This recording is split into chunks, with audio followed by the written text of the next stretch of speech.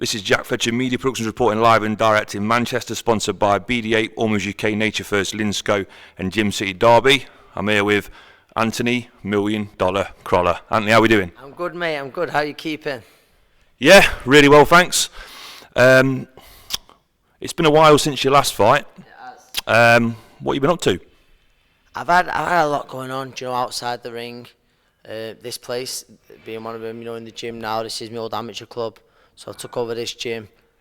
The fighter I train, Dylan Evans, we work out of here. Maybe sometime next year, some more fighters. I've just got to decide on that still. But yeah, I've got a lot going on. Let's say move house tomorrow. Just loads going on. So I've been taking over still. I've been keeping fit. I'm always doing something. And I've just been in the gym this morning with all the lads. So I'm always doing little bits, but I've just had a little break from boxing.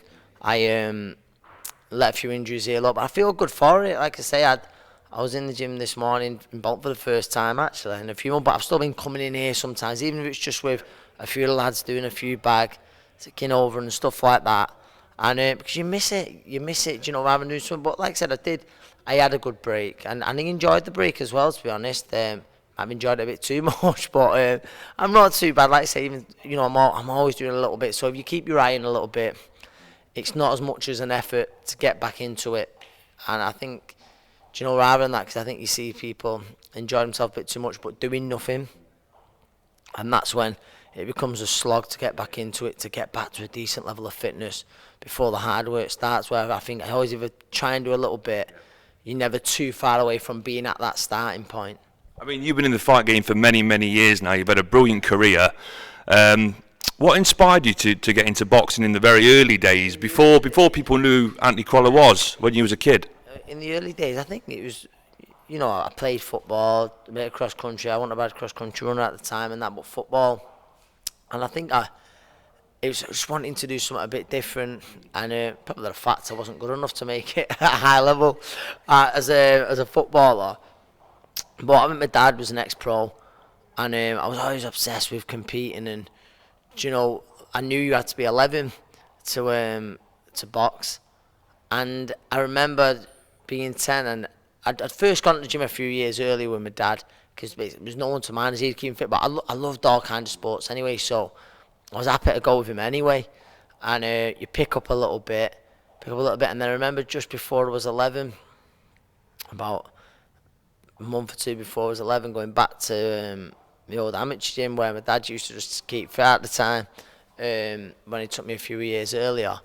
And I was I don't know about a natural, but I'd picked up a lot off my dad. And within a few months, I was having my first fight, and I was hooked on it ever since. From walking in the gym that first time, I was hooked on it. I was and I thought straight away, no, this is what I want to do. This is what I want to do, and I become obsessed with the sport. The boxing news, every week I'd be rushing over from school to read it. Complete obsession. Yeah, I was obsessed with the sport for years, and listen, I still am. But certainly, going back to fights and stuff like that, and amateur shows, I'd watch everyone on the show, and schoolboy championships, or even championships that I wasn't in, because I'd try and watch all the good lads and stuff. I was obsessed with it. Who's your biggest inspiration in boxing? I mean, who do you look at and think, who inspired you to get into boxing in terms of professional boxers?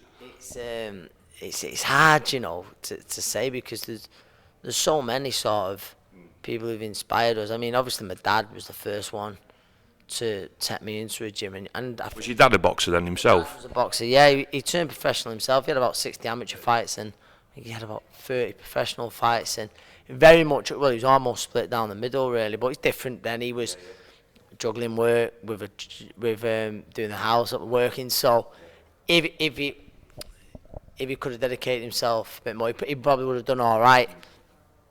But the dad, for essential area title back then as well, it was a bit, it was tougher for him. But yeah, so my dad, I think anyone who's got a good relationship with the father wants to make the dad proud. So yeah, I'd say my dad's a very big inspiration. being in the amateur club, when I said I'd stay behind and watch some of the older lads, you know, from being young and just to try and learn from them. I remember a lad, Lee Byrne, still see Lee now, and Lee was very talented, he's good, and I think Lee would be the first to say he liked to drink a bit too much, and that was probably, that stopped him doing anything really as a professional. I think he had about 5 fights or something like that, Lee.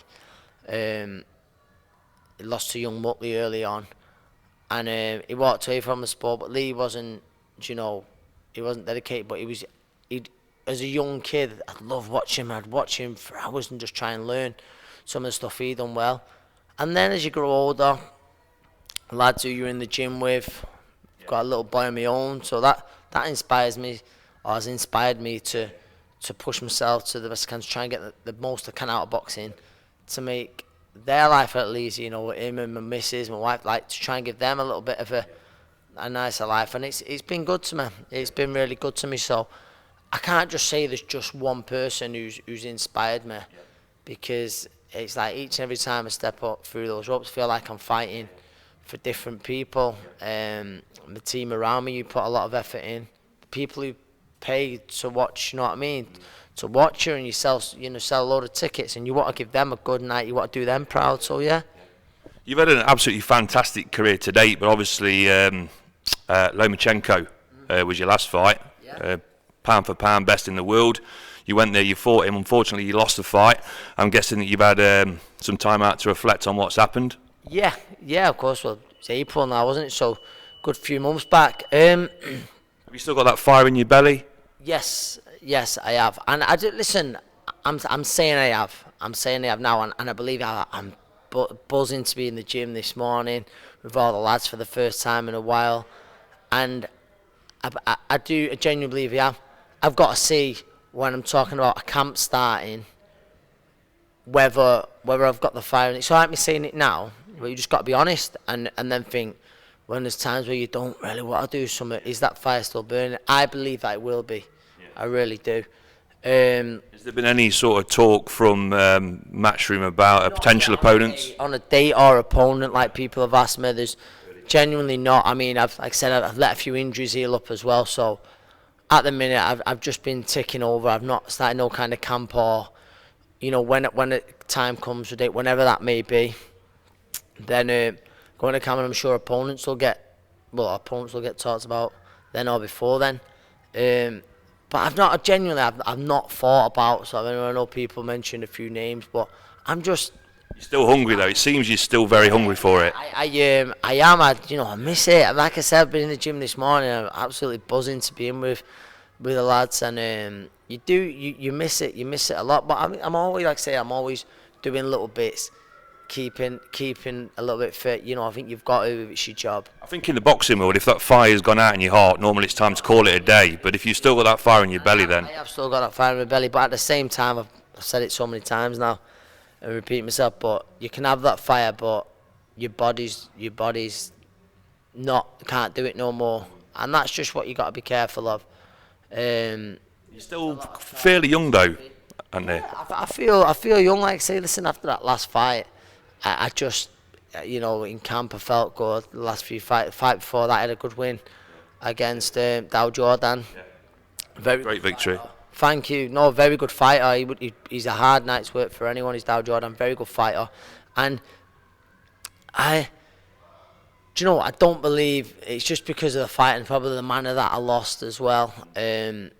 Where, you know, people would think, oh, he's shot or this and that, and I think it was just with Lomachenko was a special fighter, and I totally agree. Obviously the finish, it wasn't the best, it wasn't the prettiest, but and that was just that. I got caught with a great shot, and that was it really. So, and nothing sort of suggested to me in the gym well, that's the case. But I'll be honest, I've not sparred or anything since then, so I've not been belted since then. But I don't believe that. But I'm looking after myself, and yeah, I'm hoping sort of a few more weeks ticking over, hopefully no injuries reoccur, and then start looking at a date or something. What about Luke Campbell then? I mean, how can you see him getting on against Lomachenko? Do you think he's got a fairly good chance of getting a result out of that? Listen, I get asked the question a lot, obviously, through sharing the ring with Lomachenko. you know, sometimes get asked about, you know, what would you advise Luke to do? To be fair, I watched that on an interview yesterday. Yeah, that question. And it's one of them. It's like me and Luke are just total opposites. So I couldn't offer him advice, and he wouldn't take it. I'm pretty sure he wouldn't take it, or it'd be pointless. You know what I mean? Because we're very different stylistically. I've said this as well. Stylistically, Luke's much better suited to have success against Lomachenko than what I was. Styles make fights, and he's much better suited than what I was to have success against. Is that because he's a more rangy fighter, would you say? Range, he's a lot more comfortable at range. Great amateur pedigree. Unbelievable. Luke, people forget Luke's one of our best amateurs that we produce. You know, when you look at what he done, Luke's right up there. How far do you guys go back in terms of friendship? Me and Luke, I've just sort of knew Luke. Listen, we've never ever been the type to pick up a phone to each other. But when I see him at a show, Luke, you all right, blah blah, and that's it. So I'm not going to, you know, pretend that yeah, that's it. There's just a bit of respect there. But I don't. I mean, I've knew of Luke sort of for years, but I've never really knew him too well. But there's no denying that he's one of the best amateurs that we've ever produced. And I think about the fight, I think he will Shane. I believe he's a very, very good coach.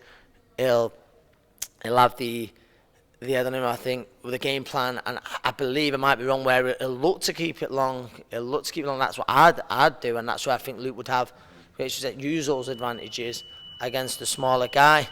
And I think for like 3 rounds or so. And I've said this as well, and it's not meant to sound disrespectful. I believe Lomachenko will enjoy the task of trying to outbox Luke, you know, 2 Olympic gold medalists. He'll enjoy thinking, right, well, I'll show you I can outbox you as well. I might be wrong, he might come out aggressive against me, he might come out very aggressive. And I think Luke will have success, and he's good with that backhand. And, you know, he hits hard enough, Luke, as well. It looks that way, to command respect.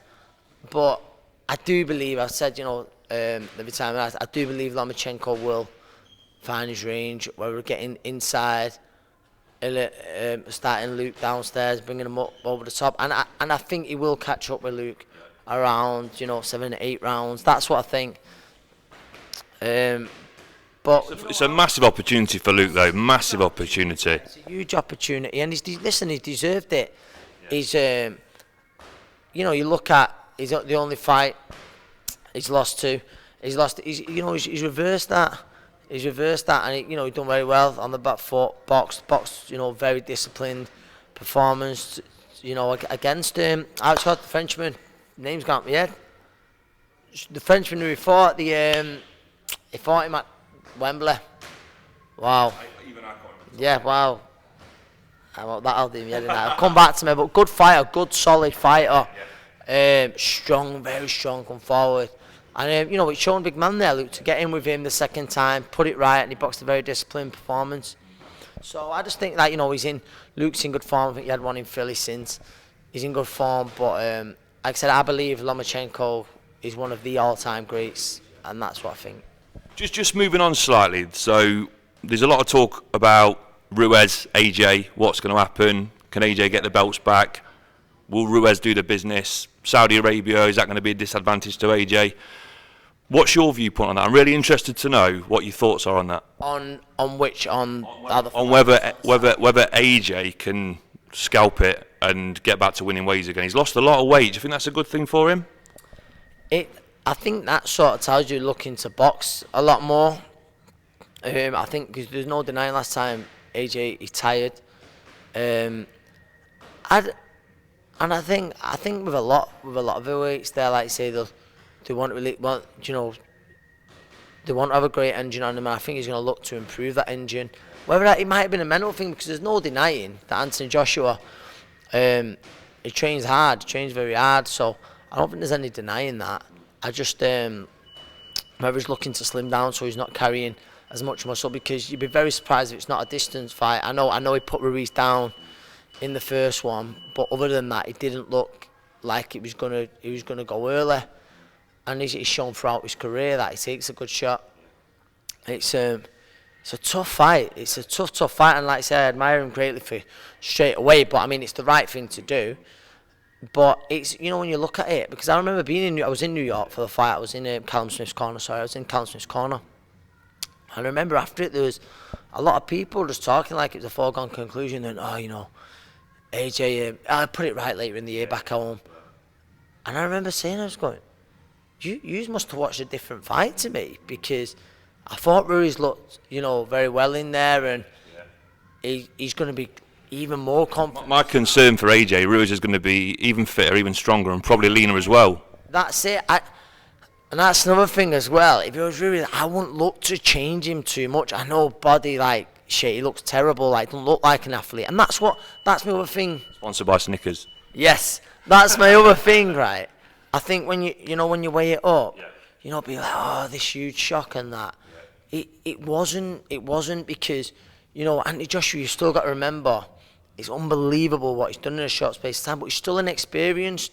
And I remember at the time people were saying, you know, for a fighter who's only had that amount of fights to be boxing twice a year, it's not the best, but that's just the way it's turned out, because when Anthony Joshua fights, you've seen it, it's an event, he's filling out football stadiums, it's unreal the way, he's one of the most recognised athletes on the planet, and it's unbelievable. And what he's done for boxing as well, you know, the amount of young people he's got into the gym there wanting to be the next Anthony Joshua. But you know, when you look at it, Andy Ruiz lost once to Joseph Parker. If you look at his record as well, which a lot of people did research his record, but he's got a fantastic record. He lost to Joseph Parker, didn't he? In New Zealand. Probably could have got the decision. So he'd be unbeaten, he'd be about 33-0, wouldn't he? And Anthony Joshua didn't have the easiest night with Joseph Parker. Do you know? I don't know, styles make fights, but, you know, you look at, again, going back to Anthony Joshua, what he'd done as an amateur in a short space of time. He actually beat a lad from the amateur gym in the under-10 novice final, the national final. A few years later, I remember saying to Big John, who boxed in Big John the Jabby, I went, do you remember the guy you boxed in the under-10s final? He goes, oh, yeah. He says, I said, he's boxing in the World Championship. Unbelievable. And it was just in such a short space of time. And he was Olympic champion then. So it was unbelievable what he'd done as an amateur. But you got to remember as well, Ruiz, he had about 3 times the amount of amateur fights he has at a top level. He went to the Olympics himself, didn't he? And it's like, you know, when you start weighing out, you think, it's not that much of a shock, but it's just because physically, you know, AJ looks like an Adonis. It's unreal hand speed as well. Mate, power, the lot. Whereas Ruiz, he can fight. And we saw it tonight, he can really fight. It's just because of how he looks. That's what people seen it as such a shock. Cause he might come out of a 6-pack in Saudi Arabia, potentially. Honestly, mate. And I said, and that's what I think. I was just seeing that. If they start trying to take a load of weight off him, I think it's a nightmare. I don't think that, I'm not going to pretend I'm any kind of strength and conditioning, but anyone who spoke to, you know, who seems in the know-how, they go, no. Who's your money on then? It's a tough question. It is a tough question. I'll put you on the spot on this one though. I really hope AJ. I really hope AJ. Yeah, I think we all do. It's an I lean towards him. 50-50 fight? Yeah, certainly. I lean towards AJ, but like I say, I'm not. It's a 50-50 fight. I think that if he does, he has to go the full 12 rounds. But it's so like I say, he's gonna have that thing now of, no, AJ's lost that of invincibility and the psychological thing where, you know, AJ knows it's tough. And I hate the saying of, oh, you know, it's over if he doesn't, but if he doesn't, it is going to be tough. It'll be struggle for him after that. Of course it is. And like I say, I hope AJ can get, and I think, like I say, I'm not wrong, I think Rob McCracken will have him behind the jab, ramming the jab down, you know, Ruiz is front, and I think be a bit more sort of, you know, authoritative with the jab. That's what I think he needs to do to win this, break him up behind the jab. But I'm looking forward to it. Obviously, there's controversy about it being. But you'll be flying over to Saudi Arabia? I'm not sure. We'll see. I've been over there once before with Callum Smith, George Groves, and it's. Must have been a good night for you. Yeah, great night. That's one of the best nights in boxing. That. Yeah. So even like including. Cracking knockout as well, wasn't it? Brilliant, and. Callum Smith, Billy Joe Saunders now then, matchroom boxing. That's the fight that most people want to see. Yeah, it could be, and I just Callum, you know, to be in these big fights, you couldn't meet a nicer lad really than Callum, and he's He's got a great head for it. He's just very, very humble, and I still believe he's getting better and better. It was fond memories. It was a different part. He was in Jeddah, but obviously people have their opinion on it. So we got treated really well out there. So I can't have anything bad to say. It just seems obviously bad because people think of the boxing, and this isn't like I'm gonna say this isn't just being like a lout or like it's like, do you know, you presume in boxing, like everyone having a drink, really rowdy and stuff like that. But it's obviously you can't do that there. But and listen, it was a bit different. But you know, the atmosphere was decent. Still had a great time then. Oh, we had a great time. We come back to the hotel, and I remember thinking, I just need a bottle of champagne because the hotel staff was at the fight. The great he was, and I remember thinking like, so they got this bottle out, and I thought, oh, some kind of pardon or something. They've allowed it, and they poured it all out. Everyone's at the glass, and it was just like sparkling Vimto. I mean, I couldn't drink anyway. I was in camp, but yeah, I was just like, it's mad that. Could you imagine it? Everyone's thinking, let's go. Party time. Yeah, but no, it was good, and you know what it was? Good. Experience. It was an experience. So getting back to yourself, and have you got sort of any inclination of when you might want to step into the ring again at the minute, or is it all up in the air? It's up in the air at the minute, but I would like to later in the year. Like I said, I just want a few weeks train just to make sure the injuries have healed, and yeah, like you know, I'd love to later in the year, and I don't, you know, at the arena, I don't really want it to be anywhere else. I think, you know, obviously I'm actually doing a few of the Italian cars, obviously my Italian roots, I wouldn't mind being over there, but probably come a little bit, you know, too late. But yeah, I think, you know, listen.